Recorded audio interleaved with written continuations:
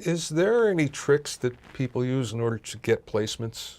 Yeah, one that comes readily to mind is titling your pieces better. Let's take a reality show and use that as our example. So reality shows have a music supervisor that supplies the various editors of the reality show with what they call bins of music. Thousands of tracks that come from 2 or 3 or 4 music libraries. And this is the stuff that we've chosen that would fit the sonic palette of this show, and you can pull anything out of this bin that you want. So let's say that the editor is working on a scene where, I always use this one, where Kim Kardashian can't get the cap off a milk carton because her fingernails are too long or something, or her nail polish is still wet. So you want something that's a little comedic. If you're an editor and you're looking at a playlist of hundreds, maybe thousands of potential pieces of music, the editor probably doesn't think in musical terms. Well, I'd like something that is in a major key at this tempo, this genre.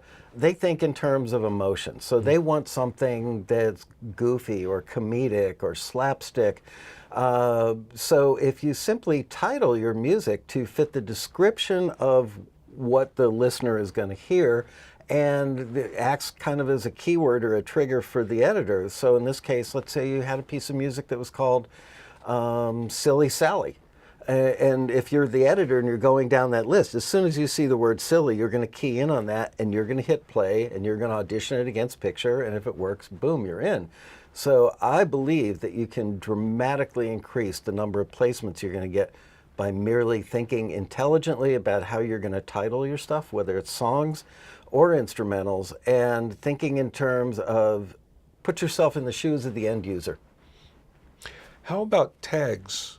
And I know a lot of music libraries want you to tag your music, but as we know, that's very difficult because a piece of music could fall under different categories. So a lot of people, just kind of their eyes glaze over when it comes to that.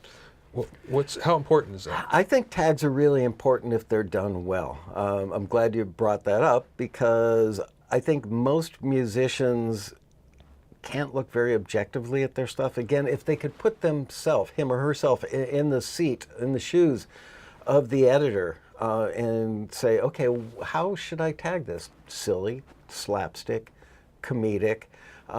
Somebody who is really trying to find a way to fit their music in every possible scenario so it ultimately makes them more money might include tags that are like major key, up-tempo, things that are true but not really applicable, and now you've done what's called keyword stuffing or tag stuffing, and you've got so many tags associated with that thing because you're trying to make it show up in searches for all kinds of stuff that it gets to the point of being apparently keyword stuffed, that the end user looks at and goes, man, I'm not even going to believe that because there's 32 keywords in there.